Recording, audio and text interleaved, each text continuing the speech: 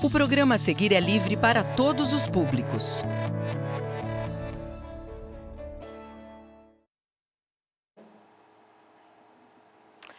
Olá, meu nome é Kátia, eu sou professora e contadora de histórias. E eu estou aqui hoje para trazer algumas histórias a vocês. E você pode pensar, histórias para o 5º ano? Sim, histórias para o 5º ano. As histórias são para todos, crianças, jovens, adultos, idosos. Todos podem e devem ouvir e contar histórias. Porque nós trabalhamos muitas coisas através das narrativas. Para os professores, eu reforço aqui que as habilidades que a gente pretende trabalhar com esse tema são a leitura e compreensão de histórias e contos literários, além da leitura em voz alta e da contação e do reconto de histórias. Isso é muito importante por diversos fatores. Quando a gente vai contar uma história para alguém, a gente pensa sobre como vai falar.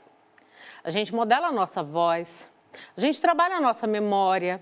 Nós trabalhamos várias questões muito importantes para o nosso desenvolvimento. Vocês estão no 5º ano. Cada vez mais terão necessidade de falar para os outros, de falar em público, de dizer as suas ideias. E uma boa maneira de fazer isso é através da contação de histórias. E nós vamos pensar 3 tipos de narrativas hoje, muito presentes na nossa vida, que são os mitos, as fábulas e os causos. Mas você sabe a diferença entre eles? Você sabe o que é que compõe cada um deles? Eu vou começar com os mitos. Mitos são narrativas que vêm de muito longe. Todos os povos, em todos os lugares do mundo, contam seus mitos. Os mitos falam da origem das coisas. Trazem deuses e dão explicações sobre o porquê que as coisas são como são. Sobre como surgiu o mundo, como surgiram as pessoas, como surgiram os animais. Sobre o porquê das características de cada um, dos sentimentos, de tudo. Cada povo tem seus mitos e eles têm variações de acordo com cada lugar. Aqui no Brasil, nós conhecemos muito, por exemplo, os mitos que vêm da Grécia, os deuses que vêm de lá. Mas nós aqui também temos deuses maravilhosos, histórias fantásticas sobre a criação de várias coisas. Uma dessas narrativas que mais me encanta fala sobre a origem das cataratas do Rio Iguaçu. Você com certeza já viu alguma imagem das grandes cataratas do Iguaçu. São cachoeiras enormes, quedas d'água exuberantes. E os índios que moram ao lado naquela região, ao lado das quedas d'água, os Caingangue, acreditam que há muito tempo atrás, as grandes cataratas não existiam. O que existia era um rio de águas calmas e serenas, um rio tranquilo, sem nenhuma cachoeira ao seu redor. Os índios que habitavam aquela região acreditavam em 2 deuses, Tupã, o deus do bem, e Emboy, seu filho, o deus do mal. Emboy tinha o corpo em forma de uma grande cobra e era um deus irado, responsável pelas pragas nas plantações, pelas enchentes, pelos incêndios, por tudo de ruim que acontecia aos povos indígenas. E todos os anos, para aplacar a ira do deus, para deixá-lo mais calmo, os índios davam a ele uma jovem índia em casamento. Todos os anos, uma jovem era escolhida para virar a sua esposa. Ela participava de uma celebração e ficava o resto da vida morando na aldeia sem jamais poder se envolver com homem algum. Apesar disso ser um sacrifício, a índia escolhida ficava feliz, porque ela sabia que estava ajudando o seu povo. Aquele ano, A jovem escolhida foi Naipi, uma moça de cabelos compridos, pele escura, olhos enormes. Naipi era muito bonita e muito alegre e cheia de vida. Ela ficou radiante com a ideia de ser a esposa do Deus e logo começou a cuidar dos preparativos para o seu casamento. Os dias foram passando e ela cada vez mais radiante. O que ela não contava, porém, é que entre as tribos vizinhas que vinham para participar da celebração, viesse um jovem guerreiro, forte, de nome Tarobá. Tarobá era um guerreiro forte, um homem de valores, com certeza se tornaria um grande cacique. E o inevitável aconteceu. Quando os olhos de Naipi viram os olhos de Tarobá, o amor se fez. Eles ficaram encantados um pelo outro, mas desesperados. Emboi jamais perdoaria uma traição daquelas. Faria com que toda espécie de pragas viesse se abater sobre a aldeia. Eles não podiam permitir isso. Mas, ao mesmo tempo, não podiam se afastar. Quanto mais eles se afastavam, mais eles queriam estar próximos. Assim, eles tiveram uma ideia, armaram um plano. Na terceira noite do casamento, porque eram 3 noites de celebração, eles pegariam uma canoa, colocariam no rio e iriam embora. Assim eles fizeram. Na terceira noite, quando todos estavam dormindo, cansados dos festejos e das bebidas fermentadas feitas à base de mandioca, os dois pegaram um pequeno barco, levaram ao leito do rio e foram embora. Navegaram por horas, felizes, achando que haviam conseguido enganar o Deus. O que eles não contavam, porém, era que Emboi observava os dois furioso com a traição da noiva. Esperou de fato que eles estivessem longe, bem longe da aldeia, sem a menor condição de escapar. Quando os dois achavam-se bem longe de fato, eles se abraçaram, achando que haviam conseguido enganar ao Deus.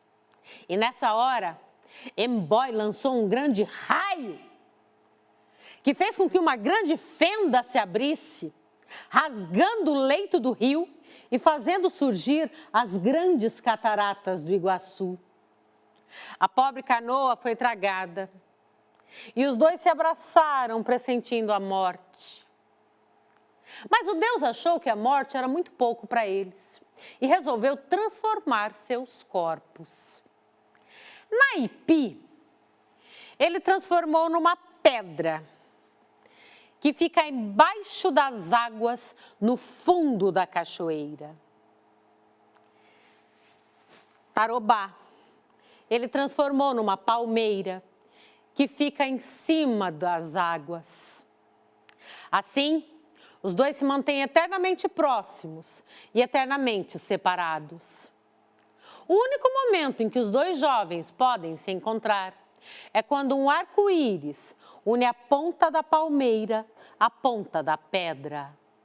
Nessa hora, ele chora e lança para ela o seu perfume através das suas folhas. E ela, por sua vez, chora e deixa cair os seus minerais, alargando ainda mais o leito do rio. E assim, eles estão eternamente juntos e eternamente separados. E a nós coube apenas a beleza de observar as cataratas do Iguaçu, as cataratas que surgiram do amor. Não é uma história bonita? Uma história encantadora, que fala da origem de uma das maravilhas do nosso país, que são as grandes cataratas do Rio Iguaçu. E é uma história pouco conhecida. Percebam então as características do mito aí. É uma história que fala dos deuses, da criação de alguma coisa. Mitos sempre trazem essas características. São histórias que vêm de muito longe e que são diferentes a cada povo, mas cada uma mais bonita do que a outra. E as fábulas? Você conhece fábulas? As fábulas, diferentes dos mitos, são textos curtos, que envolvem sempre animais e sempre a ideia de que eles enfrentam conflitos humanos. Passam por situações muito semelhantes ao ser humano, têm sentimentos, ideias muito próximos às nossas. Há uma fábula que conta uma história que envolve o leão e o mosquito. Como todos vocês sabem, o leão é o rei da selva. E estava o leão um dia descansando, dormindo um soninho gostoso, quando de repente começou a escutar bzz, bzz, bzz. Um mosquito atrevido vinha perturbar o sono do rei leão. Ora, o leão deu uma patada no ar. Não viu quem era, olhou. De novo, pôs-se a deitar, a dormir e veio bzz, bzz, bzz. O leão levantou-se aturdido, perguntando o que era aquilo. Quem era aquele ser ínfimo que ousava perturbar o sono do rei leão? O mosquito, por sua vez, disse para ele: ora, só porque você é grande e pensa que é melhor que eu? Você duvida? Mas eu posso acabar com você. Tamanho não é nada. Você vai ver que eu sou pequeno, mas eu tenho muita força. O leão riu-se dele. Mas quem era aquele mosquito atrevido? Ora, imagina que você vai conseguir acabar com o meu sono. E voltou a deitar. Porém, quando ele voltou a deitar, o mosquito voltou a zumbir, a zumbir, a zumbir, de uma forma que deixava o leão louco. Ele dava patadas no ar para todos os lados e nada de pegar o mosquito, porque quando ele vinha com a pata para um lado, ele ia para o outro. E assim o leão foi cansando, cansando, cansando, até cair no chão estatelado sem força para nada. O mosquito, por sua vez, saiu feliz da vida, dizendo a todos os animais que ele havia derrotado o rei leão. Você viu?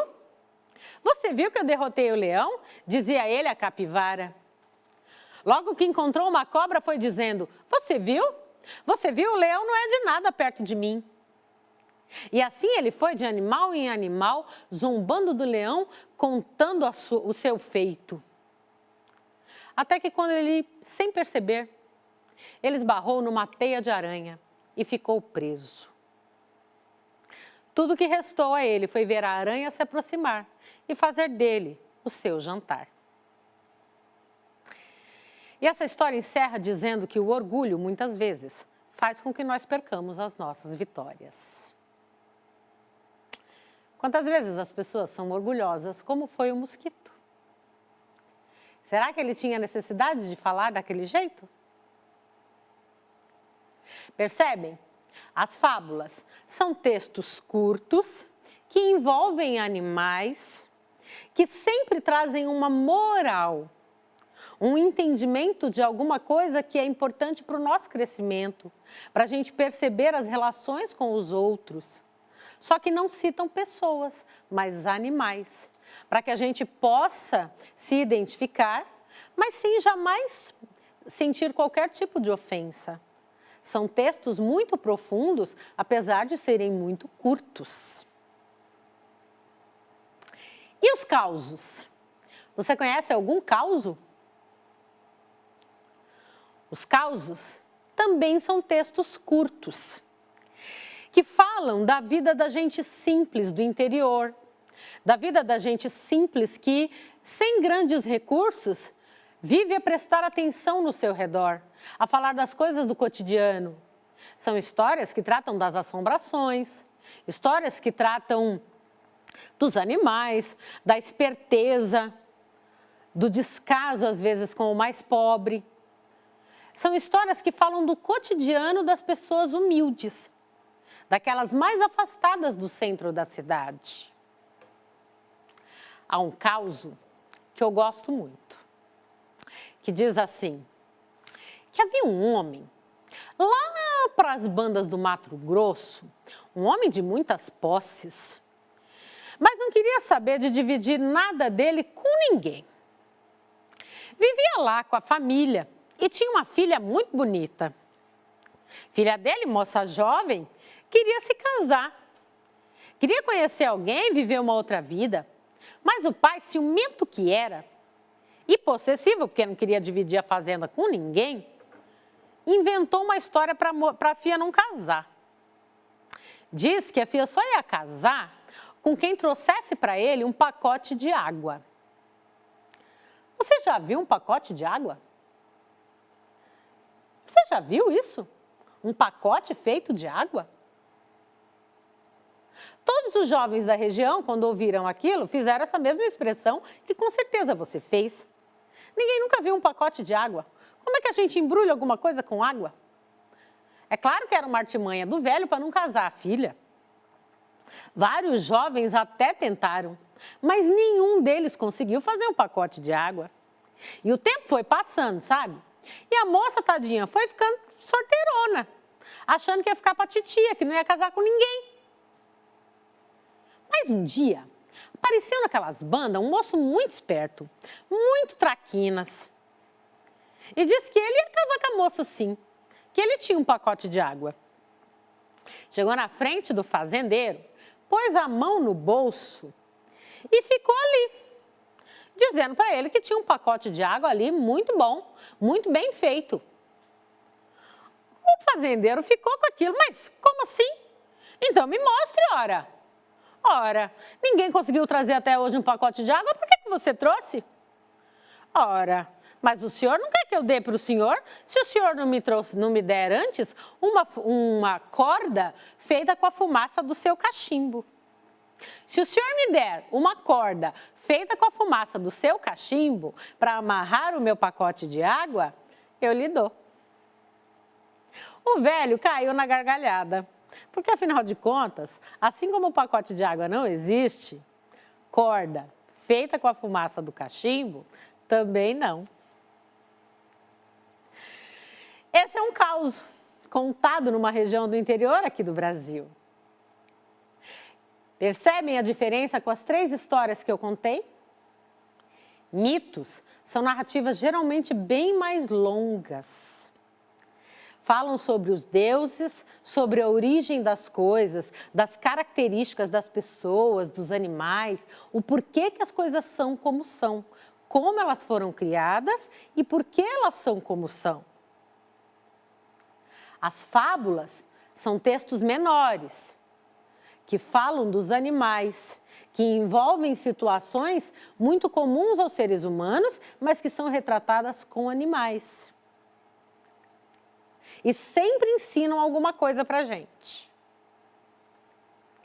Já os causos são textos curtos também, que falam da esperteza, da meninice, do povo do interior, falam das assombrações. Você com certeza já ouviu falar muito nas histórias que envolvem a mula sem cabeça, o Saci e tantos outros personagens.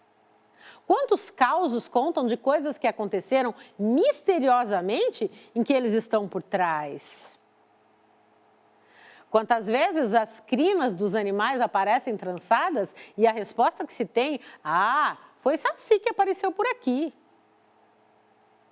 E esses causos contados no interior, ao relento, nas noites escuras, eles ganham verdade. E são histórias que trazem muita diversão para a gente. Vocês estão no 5º ano. Com certeza já ouviram muitas dessas histórias. Agora está na hora de vocês contarem. Está na hora de vocês escreverem suas narrativas, passarem essas narrativas adiante. Porque quando você começa a escrever, você vai refletindo sobre as melhores palavras para usar, você vai buscando palavras diferentes, você vai ampliando a sua história de outra forma. Quando você conta para alguém, Você presta atenção na forma como você fala. Você passa a ouvir-se para poder falar. Porque muitas vezes numa conversa do dia a dia, nós não prestamos lá muita atenção para como é que a gente fala. Porque a fala é dinâmica, a fala é rápida. Então a gente muitas vezes não presta atenção. Mas se eu prestar atenção à forma como eu falo, eu vou tomar cuidado. E quando eu for escrever, eu vou escrever melhor. É muito comum que os alunos da idade de vocês cometam alguns erros na escrita que vocês já têm condição de ir corrigindo. Então eu sugiro a vocês como atividade que vocês escrevam uma história, que vocês gravem a fala. Por que não gravar no aparelho de celular e se ouvir? Porque quando você se ouve, você percebe onde é que você está errando, onde é que você pode melhorar. E isso tudo vai se refletir na sua escrita. Isso é um exercício. E não é um exercício simples, talvez, porque a gente não tem muito essa prática. Mas está na hora de adquirir.